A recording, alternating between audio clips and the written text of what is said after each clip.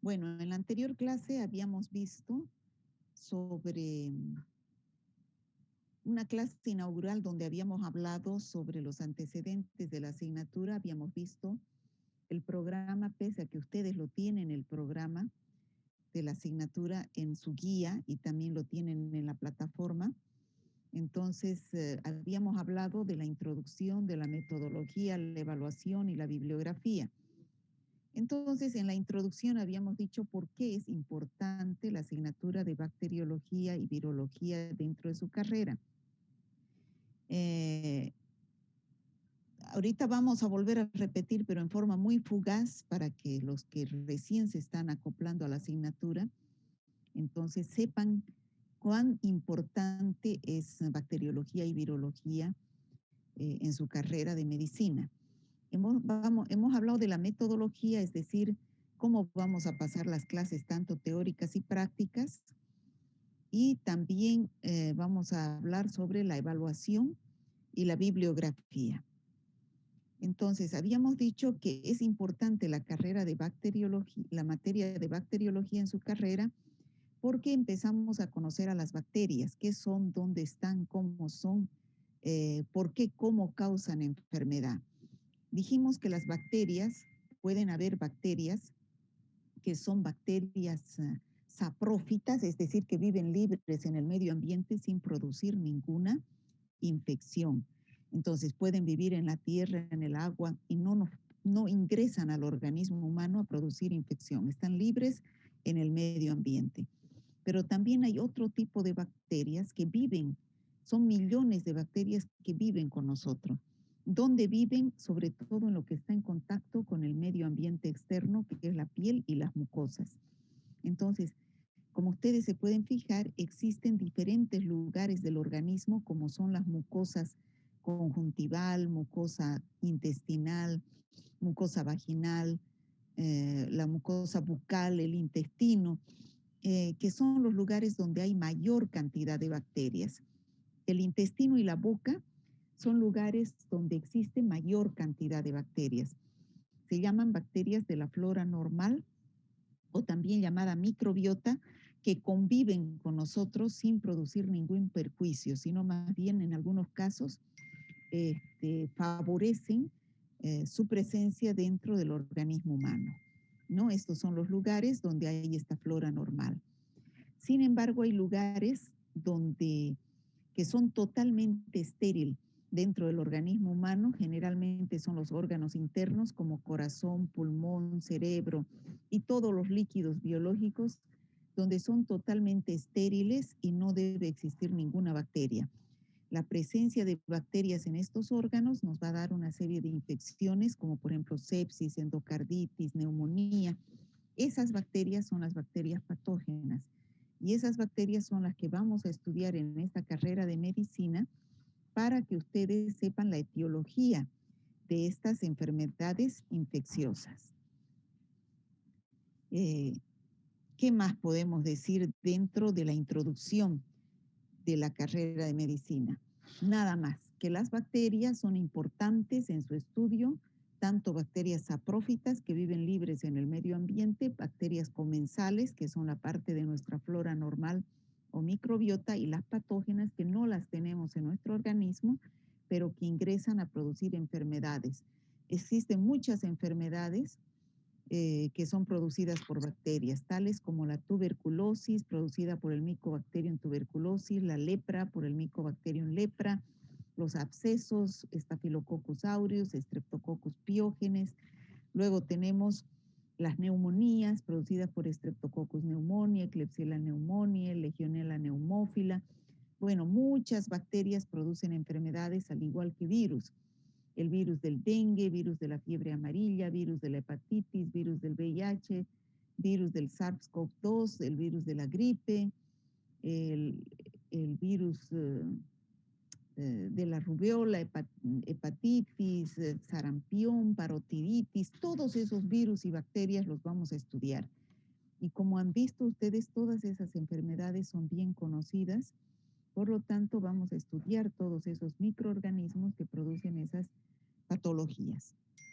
¿Cómo va a ser la metodología? Hay clases teóricas y prácticas. Las clases teóricas van a ser magistrales, es decir, los voy a dar por la plataforma Zoom, y va a ser participativa. Es decir, va a haber un intercambio de conocimientos para el logro de las competencias. O sea que al final de la clase yo pregunto sobre lo que he explicado, solamente sobre lo que he explicado para ver si se mantienen atentos y para que haya el logro de los objetivos de la clase. Se va a utilizar medios de enseñanza como la voz del profesor, el multimedia a través de este PowerPoint, y a veces se utiliza una pizarra electrónica. Va a haber la lista de asistencia, es decir, que se controla la asistencia en las clases teóricas como las de práctica. En las clases prácticas hay una guía de prácticas que está muy bien elaborada. Es una guía que se basa en la metodología basada en problemas, donde hay casos clínicos referentes a enfermedades infecciosas producidas por bacterias y virus.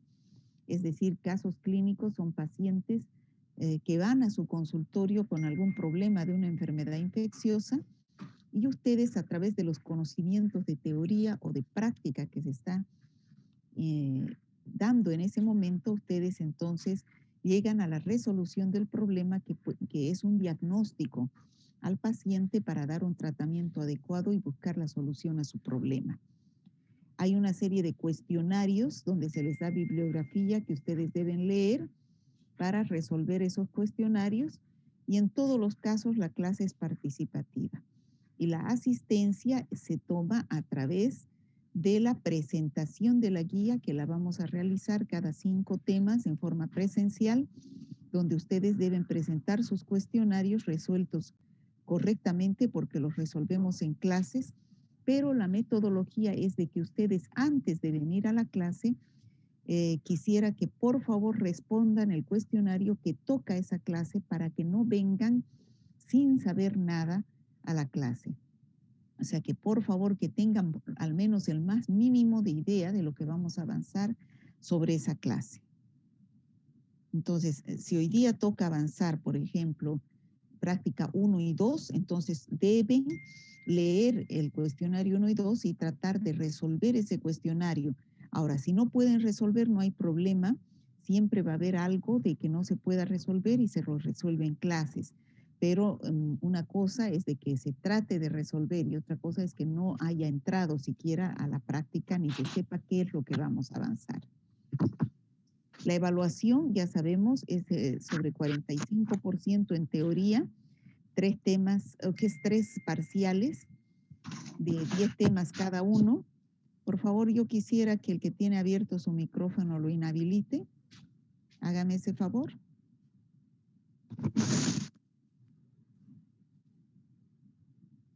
¿Puede inhabilitar su micrófono, por favor?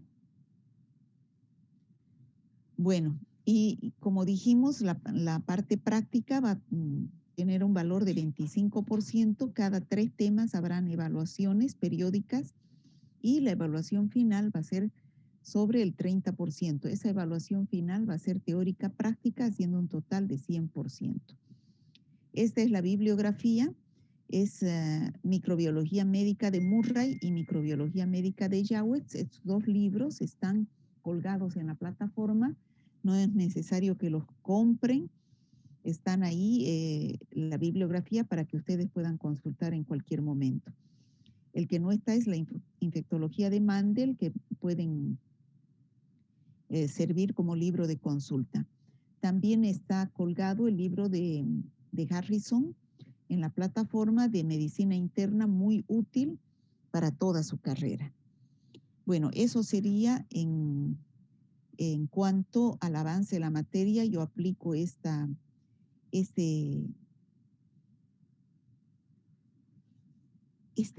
dicho de Confucio que dice: dime algo y lo olvidaré, enséñame algo y lo recordaré, pero hazme partícipa de algo y recién aprenderé. Por eso es que soy muy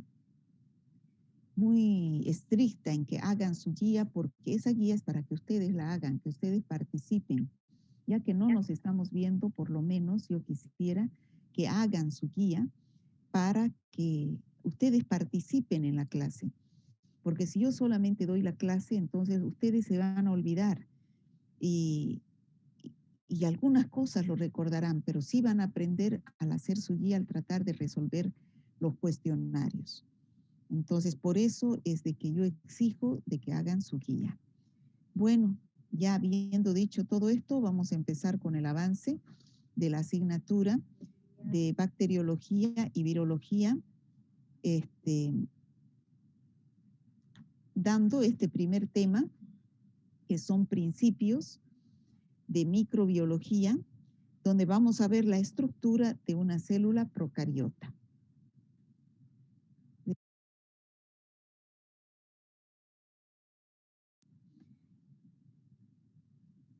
Entonces, los objetivos de esta clase es de que ustedes, al finalizar de mi disertación, ustedes aprendan a diferenciar lo que es una célula procariota de una célula eucariota, a identificar los componentes obligados y facultativos de una célula procariota, describir la composición y funciones de cada uno de esos componentes de una célula procariota, es decir, vamos a describir a los elementos obligados, lo que sí siempre tiene que tener una bacteria, que son la pared celular, membrana citoplasmática, citoplasma y núcleo. Y los que algunos pueden tener y otras no, que son los elementos facultativos, que no son necesarios para la vida de una bacteria, son los flagelos, fimbrias, glicocálex, cápsula y pared, esporos. De todos estos, tanto obligados como facultativos, vamos a ver su composición y vamos a ver las funciones que tienen dentro de la bacteria.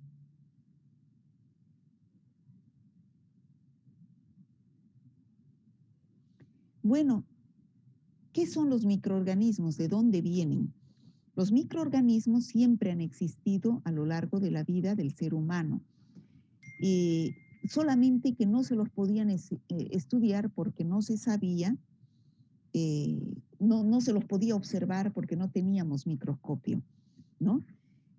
Ya recién con el descubrimiento del microscopio por Anton van Leeuwenhoek, es que se descubre el microscopio óptico en el año 1897,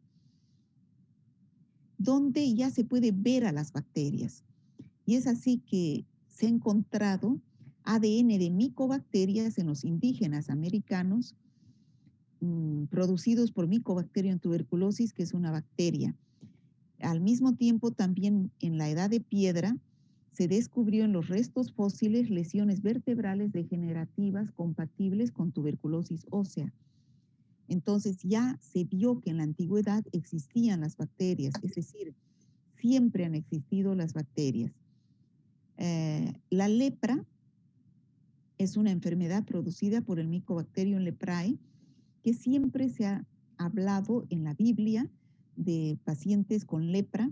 Entonces, todo esto nos demuestra que siempre han existido los microorganismos, pero que no se los podía ver porque no existía el microscopio. Y recién con este descubrimiento es que se puede estudiar a las bacterias, y es así que en el siglo XIX nace la microbiología con grandes investigadores microbiólogos como Louis Pasteur y Roberto Koch, ¿no? Estos investigadores, Louis Pasteur y Roberto Koch, hacen grandes descubrimientos en la microbiología, al igual que Christian Gram con la tinción de Gram, que permite clasificar a las bacterias en gram positivos y gram negativos. Y también se dice que las bacterias son causantes de enfermedades transmisibles al hombre. Con este descubrimiento del microscopio se logra ver a las bacterias y se ve que estas bacterias tienen diferentes tamaños como ser y diferente morfología como ser en forma redondita, que son los cocos gram positivos, o en forma alargada, que son los bacilos. O también tienen forma de espirilos, aquí tenemos la forma espiralar. Es así que la microbiología es una gran ciencia que estudia a los microorganismos como ser bacterias, virus, parásitos y hongos. Nosotros en este semestre vamos a llevar a las bacterias y en el próximo semestre vamos a estudiar a los virus. En parasitología y micología verán parásitos y hongos. Bueno, al iniciar el estudio de las bacterias podemos decir que son células procariotas, es decir, que son seres simples a diferencia de los parásitos y hongos que son células eucariotas. ¿Qué diferencias fundamentales existen entre las bacterias, virus, parásitos y hongos? En que los virus no son células, no son organismos unicelulares que tienen vida propia. Los virus tienen que ingresar a una célula para poder producir, para poder replicarse. En cambio, las bacterias, hongos y parásitos sí son células que tienen vida propia. Los más pequeños son los virus, se miden en nanómetros y se observan en el microscopio electrónico. En cambio, bacterias, hongos y parásitos se pueden observar en el microscopio óptico, siendo los más grandes los hongos y parásitos y los más pequeños de estos tres las bacterias. En cuanto a la presencia o no de ácido nucleico, vemos que los virus o bien tienen ADN o bien tienen ARN. En cambio, las bacterias solamente tienen las bacterias tienen ADN y ARN al igual que los virus y parásitos. Los virus no tienen núcleo, pero las bacterias tienen un núcleo primitivo perteneciente a la célula procariota que no tiene membrana nuclear. Y los hongos y parásitos tienen a la célula, los hongos y parásitos tienen un núcleo ya diferenciado con una membrana nuclear, que son las células eucariotas. ¿Qué es lo que tienen en la superficie externa los virus? Tienen una estructura proteica que se llama cápside. En cambio, las bacterias tienen una pared celular cuyo componente más importante es el péptidoglicano. Y los hongos no tienen péptidoglicano, al igual que los parásitos, tienen una membrana de quitina o celulosa. ¿Cuál es el mecanismo de replicación de los virus? Los virus se replican, es decir, se multiplican dentro de una célula. Si no existe una célula, no hay replicación de los virus. En cambio, las bacterias se dividen por fisión binaria, donde una célula madre se divide en dos células hijas exactamente iguales. Eso lo vamos a ver en próximas clases. En cambio, los hongos y los parásitos se replican por fisión binaria. Entonces, ¿qué es lo que vamos a estudiar dentro de la microbiología? Vamos a estudiar la forma y estructura de las bacterias, cómo se reproducen, su fisiología y metabolismo, cómo se las podemos identificar, cómo se distribuyen en la naturaleza, qué relación tienen con otros seres vivos, cuáles son los efectos benéficos o los perjudiciales que ejercen sobre el ser humano, según sean bacterias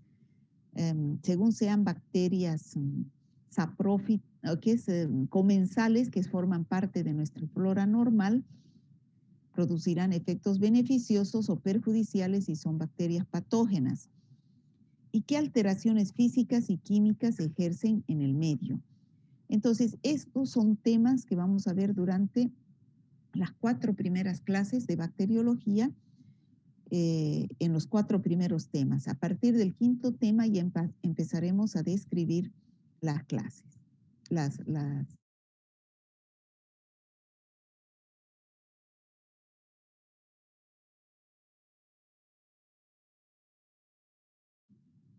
Bueno, aquí tenemos cómo describir a una célula procariota y a una célula eucariota, para poder diferenciarlas cuyo objetivo, uno de los objetivos era poder diferenciar una célula eucariota de una célula procariota. Ya dijimos que la célula procariota era la bacteria. A ver, voy a dejar de compartir un momentito, chicos, para que se me desaparezca ese cuadro. ¿Lo ven ustedes ese cuadro? Sí, se veía. Ya. A ver, vamos a ver si ahora desaparece. Ya. Como les decía, entonces, uno de los objetivos fundamentales era, ¿ahora se ve? He compartido No, pantalla, ya ¿no? no. Sí, sí se ve. Ya. ¿Está viendo bien? ¿Están viendo bien? Sí. Sí, doctora. Ya.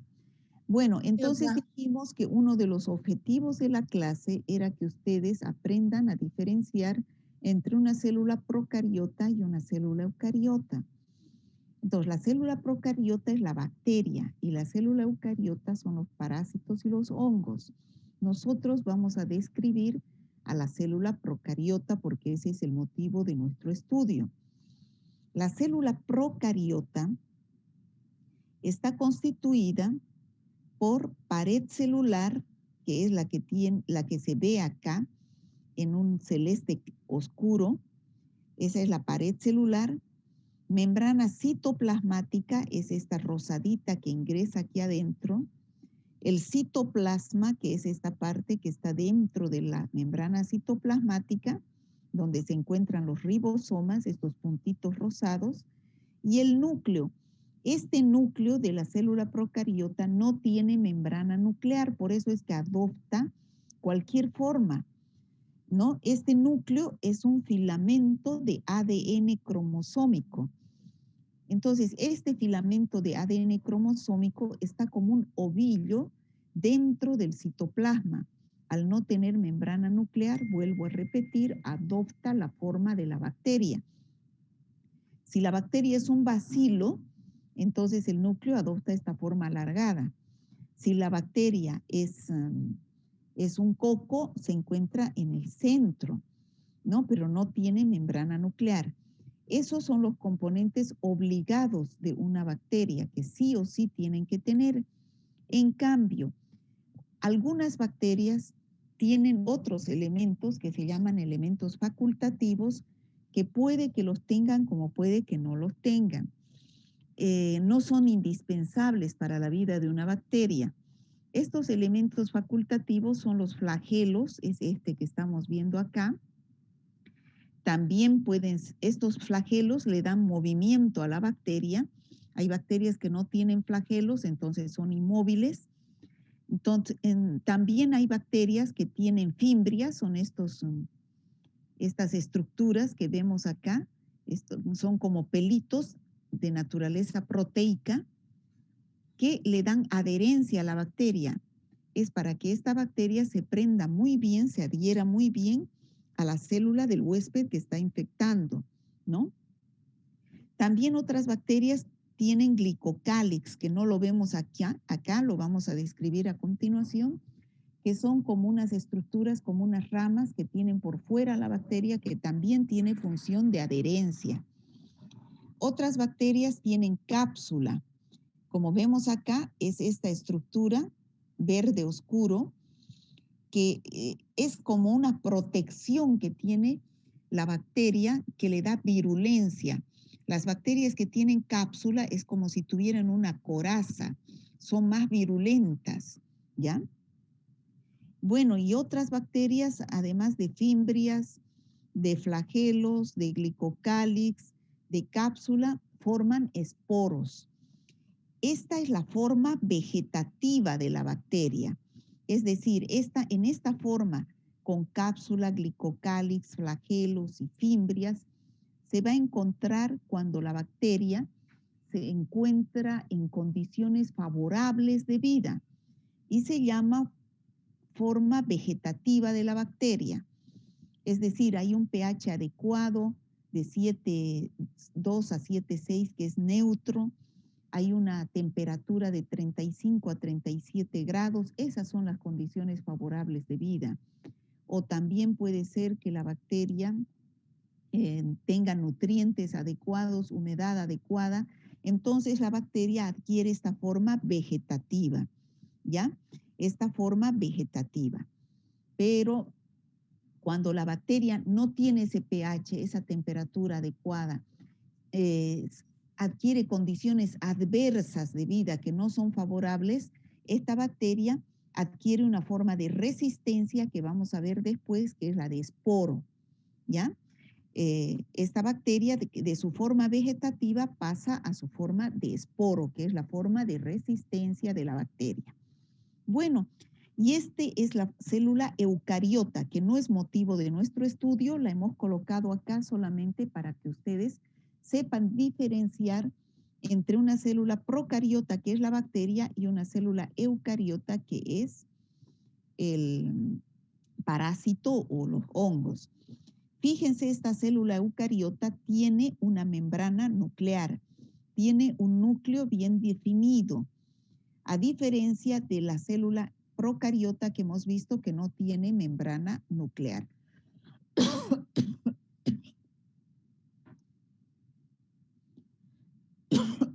Perdón. Aquí vemos que la célula eucariota además tiene organelas citoplasmáticas, tiene sus mitocondrias, tiene su aparato de Golgi, tiene su retículo endoplásmico donde se encuentran los ribosomas. En cambio, los ribosomas acá se encuentran en el citoplasma. Tiene lisosomas, que son organelas citoplasmáticas, al igual que los mitocondrias. Entonces, fíjense, acá no existe eso, no existen lisosomas, no existe aparato de Golgi, no existe mitocondrias.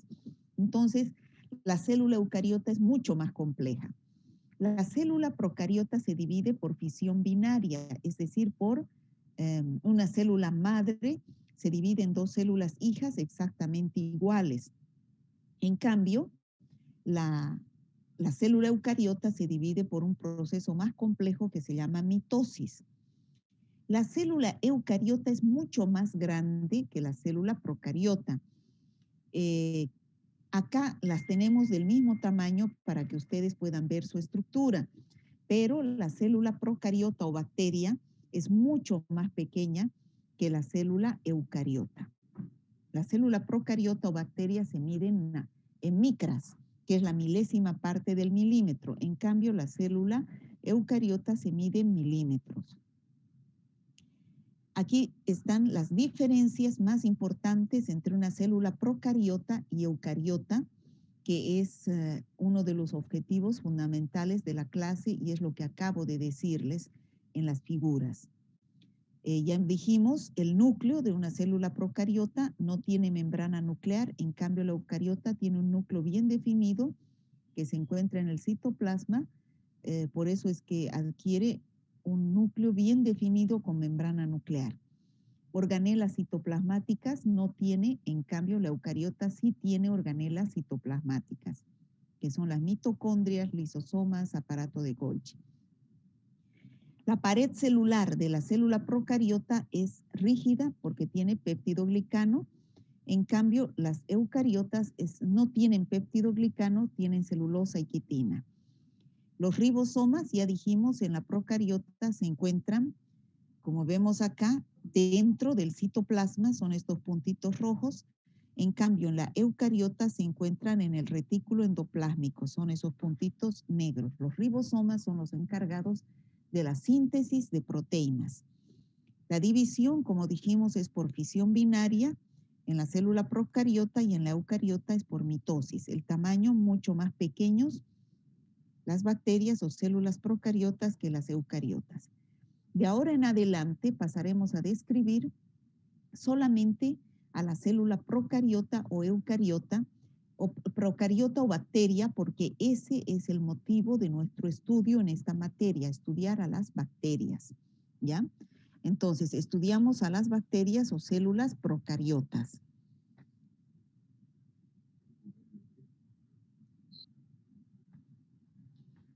Estudiamos a las bacterias o células procariotas.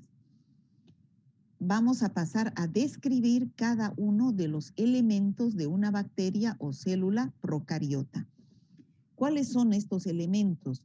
De la célula procariota tenemos los elementos obligados, que son la pared celular, la membrana citoplasmática, el citoplasma y el núcleo. Vuelvo a repetir, los obligados son aquellos que sí o sí tiene que tener una bacteria. Y los facultativos son aquellos que algunas bacterias tienen y otros no, y no son fundamentales para su vida. Otro de los objetivos de la clase era que ustedes sepan describir los elementos obligados y los elementos facultativos. Y de cada uno de estos sepan cuál es su función dentro de la bacteria y cuál es la composición que tiene. En el caso de la pared celular, vamos a empezar a describir cada uno de estos, desde la pared celular, membrana citoplasmática, citoplasma y núcleo, viendo cuál es su función y cuál es su composición. Y en la segunda parte vamos a empezar a ver cada uno de estos otros elementos facultativos, igualmente cuál es su función y cuál es su composición. Empezando por la pared celular. La pared celular, que es la membrana más externa que tienen las bacterias como elemento obligado, está constituida, esta es la pared está constituida en diferente forma en las gram positivas que en las gram negativas. Hemos dicho que el principal componente de la pared celular de las bacterias es el péptidoglicano o mureína. Este péptidoglicano es este café que ustedes están viendo acá. Vemos que en los gram positivos está en un 80-90% de la composición de la pared celular. En cambio, en los gram negativos la capa es mucho más delgada, está en una composición de un 30-35%. Siendo en las gram negativas una tricapa la composición de la pared celular, un 30-35% de péptidoglicano y también tiene lipoproteínas y lipopolisacáridos. En cambio, en los gram positivos está constituida por un 80-90% de péptidoglicano y un 10-20% de ácidos teitoicos. Viendo otro esquema, vemos así la composición de lo que ya dijimos. En los gram negativos, 3 capas. La pared celular está constituida por péptidoglicano, lipoproteínas y lipopolisacáridos. En cambio, en los gram positivos, péptidoglicano y ácidos teitoicos. Gracias a esa composición de la pared celular, esto ya es una función de la pared celular, es que la bacteria se pueden clasificar en dos grandes grupos. Gram positivos que se tiñen de color azul violeta porque tienen mayor cantidad de péptidoglicano, tanto los cocos como los bacilos, y gram negativos de color rojo fucsia, tanto los cocos como los bacilos porque tienen menor cantidad de péptidoglicano y son decoloradas fácilmente y hay que teñirlas para poder observarlas con otro colorante que es la safranina que les da este color rojo o fucsia. ¿Qué otra función tiene la pared celular? Bueno, es el sitio blanco de acción de algunos antibióticos. Bueno, para explicar esto, ustedes saben que las bacterias pueden ingresar al organismo humano, las bacterias patógenas estamos hablando, y producir enfermedad. Entonces, al producir enfermedad, este paciente va a tener algún signo o síntoma por lo cual necesita hospitalización. O también puede tener alguna enfermedad ambulatoria que no necesita hospitalización. Pero de cualquier forma va a tener signos o síntomas. Entonces va a ir al médico y el médico le va a recetar un antibiótico. Este antibiótico tiene por función, es un medicamento, todos los antibióticos tienen por función destruir a las bacterias. Es decir, destruir a la bacteria que ingresó al organismo de este paciente y le está produciendo la enfermedad. Entonces, ¿en qué se basa el antibiótico para destruir a la bacteria?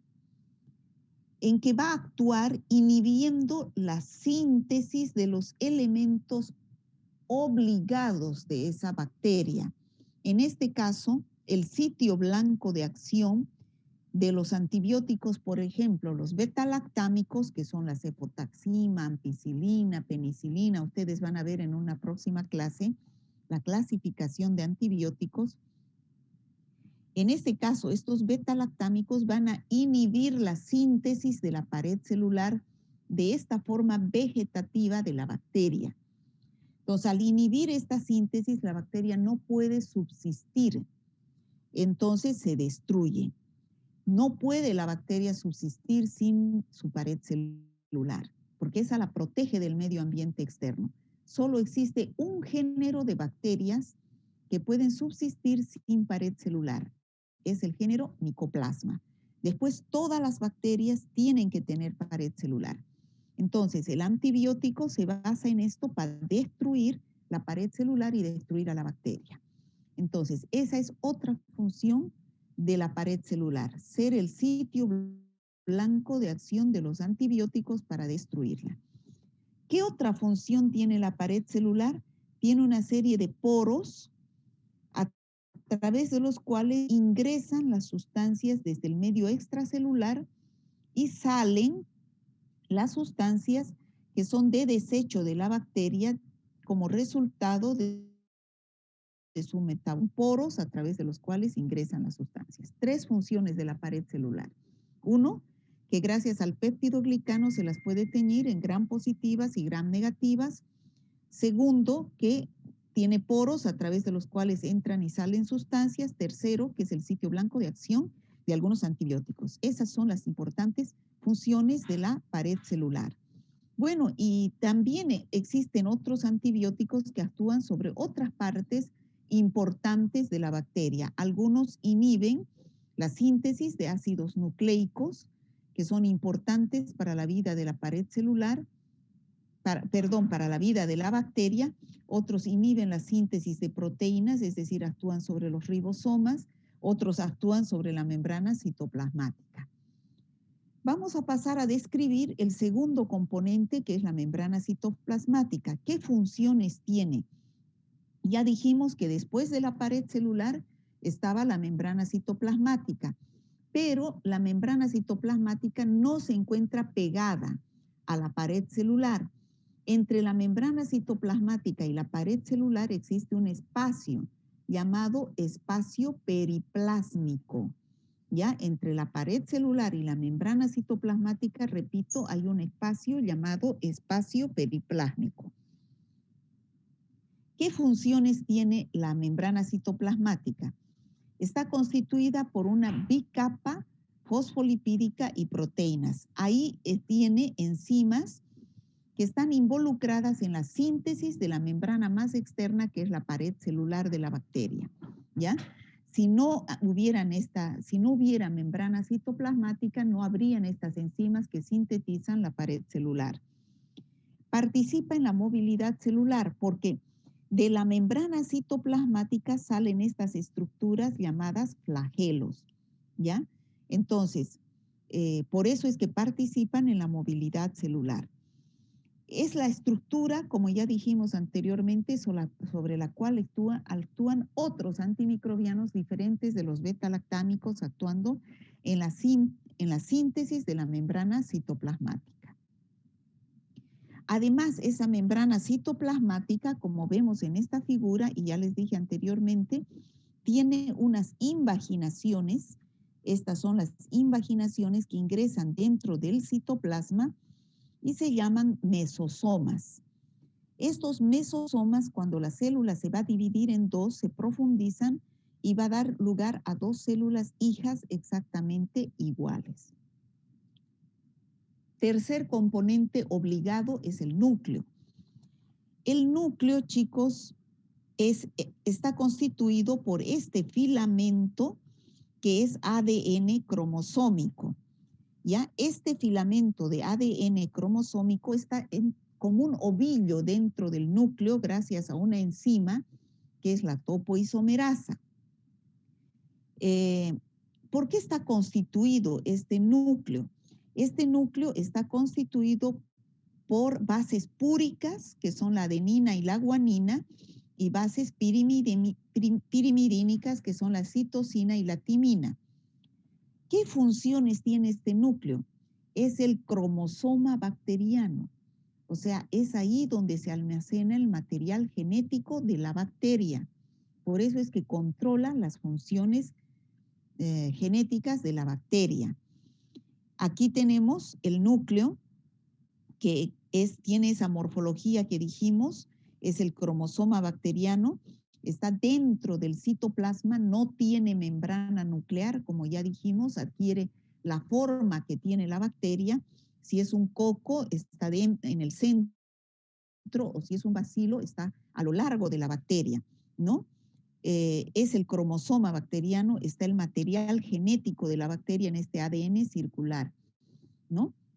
Ahora, también dentro del citoplasma existe otro material cromosómico, pero que no está dentro del núcleo.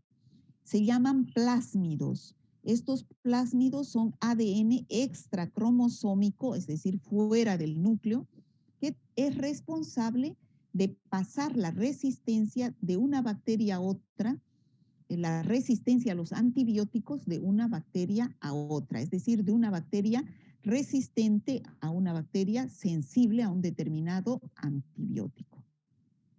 Y por último tenemos el citoplasma. El citoplasma es esta parte de la bacteria. Vamos a ver esta.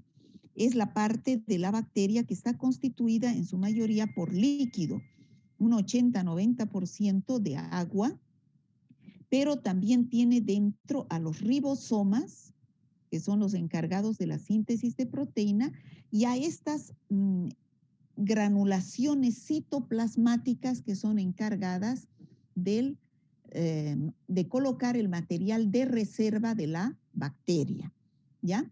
Entonces, ¿qué es lo que tenemos dentro del citoplasma? Tenemos a estas estructuras que se llaman ribosomas, que son encargados de la síntesis de proteínas. Y ahí también se encuentra el ARN mensajero, que es el encargado de dar la información genética de la bacteria cuando ésta se va a dividir o cuando va a sintetizar su material de reserva. Y ya dijimos también que dentro del citoplasma se encuentran las inclusiones citoplasmáticas, que son gránulos de material orgánico o inorgánico, es decir, tiene material de reserva dentro de estos gránulos, llamadas inclusiones citoplasmáticas o vacuolas, que es lo que va a utilizar la bacteria cuando ya esté vieja. Entonces, esta bacteria ya no puede sintetizar sus elementos nutritivos, entonces saca este material de reserva que se encuentra almacenado en estas inclusiones o en estas vacuolas. Bueno, esta primera parte sería ¿qué es la microbiología? La Miriam se va a ir conmigo. ¿Qué es la microbiología? Ya dijimos que es la ciencia que estudia a las bacterias, virus, parásitos y hongos.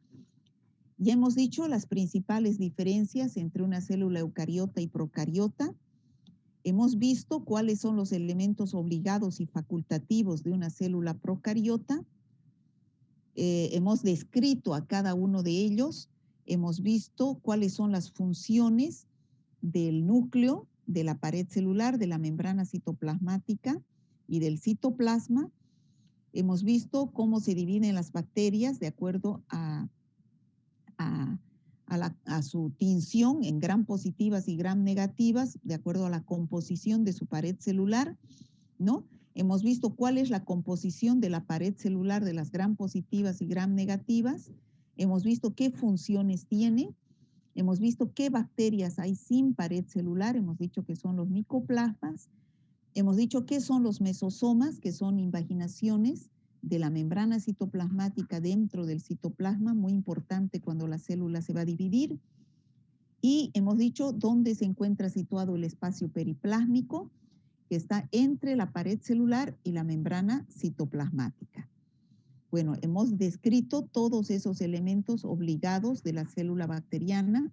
Ahora nos falta describir los elementos facultativos, que son 5, la cápsula, glicocálix, flagelos, fimbrias y esporos. Como dijimos anteriormente, entonces, vamos a empezar por los flagelos. Los flagelos son estas estructuras externas que salen de la membrana citoplasmática. Son apéndices filiformes que están compuestos por proteínas y que miden de 12 a 30 nanómetros de diámetro y que tienen como principal función el movimiento de la bacteria. Gracias a estos flagelos es que la bacteria puede moverse, pero no todas las bacterias tienen flagelos, hay algunas que no tienen flagelos y son bacterias inmóviles, ¿ya? De acuerdo a cómo se localicen estos flagelos, las bacterias pueden ser monotricas cuando tienen un solo flagelo, por ejemplo, el Vibrio cólera tiene un solo flagelo, o pueden ser lofotricas cuando tienen varios flagelos pero en un solo extremo, o pueden ser anfitricas cuando tienen flagelos en ambos extremos, o pueden ser peritricas como este de la figura donde tienen flagelos en todo alrededor de la bacteria. La mayoría de las bacterias que son móviles son peritricas, ¿ya? Entonces, esa es la función de los flagelos. Segundo componente, la cápsula, que se ubica por fuera de la pared celular. Dijimos que en algunas bacterias la pared celular es el componente más externo, pero en algunas bacterias tienen cápsula, que está por la parte de afuera de la bacteria, que le da protección y virulencia. Cuando ustedes escuchen hablar bacteria que tiene cápsula, entonces eso le sirve como una coraza para defenderse de nuestras células de defensa, que son los macrófagos. Entonces es más difícil fagocitar a una bacteria que tenga cápsula que a una bacteria que no tenga cápsula. ¿Por qué está constituida esta cápsula? Por polisacáridos y polipéptidos, es un material duro, ¿no? Entonces, aquí vemos que la parte de acá, por ejemplo, es un bacilo gram positivo, porque es de color azul-violeta, y está rodeado de esta estructura que es la cápsula, que es más clara que es la cápsula. En segundo lugar, tenemos las fimbrias. Tercer lugar, las fimbrias son estos como pelitos que son de naturaleza proteica, rígidos, que tiene todo alrededor la bacteria que tiene fimbrias. ¿Qué función tiene las fimbrias dentro de una bacteria? Adherencia. Por ejemplo, la Neisseria gonorrea es una bacteria que tiene fimbrias. Entonces, a través de estas fimbrias es que la bacteria se adhiere fuertemente a la superficie de la célula que está parasitando. Ustedes en su guía de prácticas, en la tapa, tienen una Neisseria gonorrea, que es un diplococo, que está rodeado de estos pelitos llamados fimbrias o pilis, que le dan adherencia o además también tiene una función sexual. Cuando dos de estas células que tienen fimbrias se ponen en contacto una con otra, a través de estos pilis o fimbrias intercambian material, o sea, por eso es que tiene función sexual también, además de la adherencia. Glicocálix es otro elemento que tienen algunas bacterias, que son estos que vemos aquí como unas ramas que tienen por fuera algunas bacterias, que está constituida por azúcares, que son los polisacáridos. Ya no es como las fimbrias que están hechas de material proteico o como los flagelos, sino estos están hechos de azúcares como son los polisacáridos. ¿Qué función tiene el glicocálix? También, igual que las fimbrias, adherencia. Es por eso que aquí tienen un ejemplo de una bacteria que tiene glicocálix, que es el Streptococcus mutans. El Streptococcus mutans tiene glicocálix y esa es una bacteria que produce, aquí tenemos un diente con caries, que produce la caries dental. Gracias a ese glicocálix que tiene, el Streptococcus mutans se adhiere fuertemente al esmalte del diente y produce la caries dental, ¿ya? Esporos es el último elemento facultativo que tiene una bacteria o célula procariota. Como dijimos primero, las bacterias pueden existirse bajo dos formas. Una que es la forma vegetativa, que es esta forma, donde está con su pared celular, membrana citoplasmática, citoplasma, núcleo, flagelos. Pero cuando dijimos que tiene esta forma vegetativa, cuando está en condiciones favorables de vida, es decir, de pH, temperatura, humedad favorable, ¿no?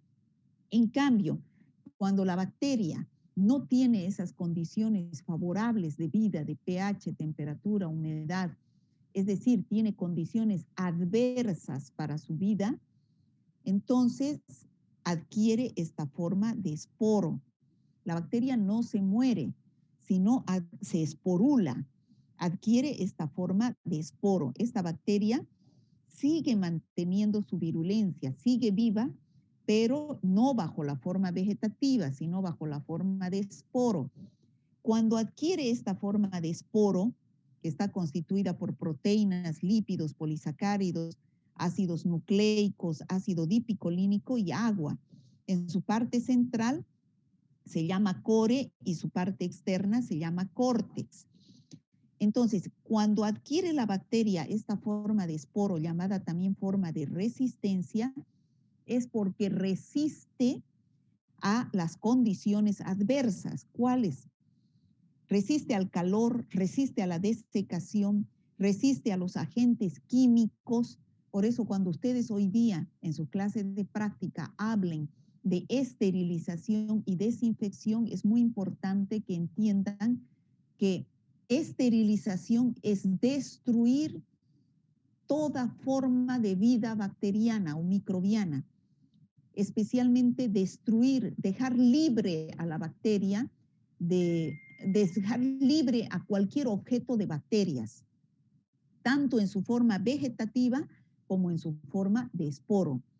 Es decir, yo tengo que aplicar generalmente calor a altas temperaturas mediante la esterilización, o también puedo aplicar agentes químicos como el glutaraldehído, por ejemplo, para eliminar a toda forma de vida bacteriana, para eliminar a toda forma de vida bacteriana, tanto en su forma vegetativa como en su forma de esporo. ¿Cuál será la forma que más cuesta destruir? La forma de esporo, porque es la forma de resistencia de la bacteria. Es así que en la esterilización se destruye a toda forma de vida bacteriana, tanto en forma vegetativa como de esporo.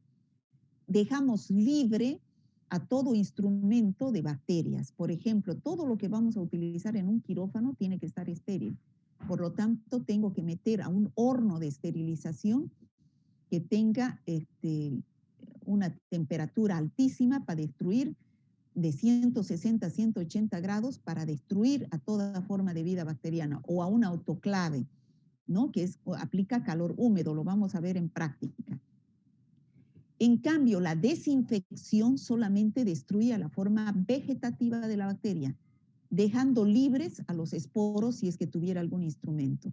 Entonces, la desinfección es generalmente mediante no la aplicación de calor, sino de sustancias químicas como el alcohol, el yodo.